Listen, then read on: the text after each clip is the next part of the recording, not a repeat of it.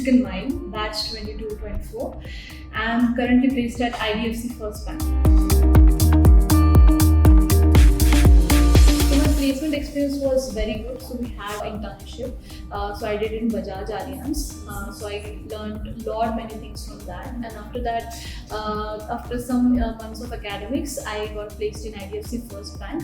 Before that, Lexicon provided us lots of trainings like how to do interviews, how to perform in interviews, and various skills which are required as per your specializations. So all the things was very helpful for me to get placed so early. You should be very hardworking, consistent with your studies. Faculties are very good, they provide you good knowledge.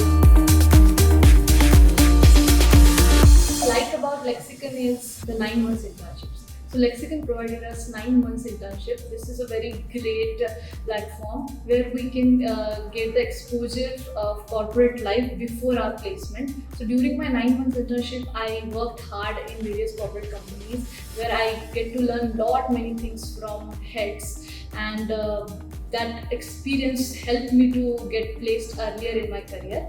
And another thing is Lexicon invited most of the guests, which they guided us in various ways, like they motivate us how to grow in our career.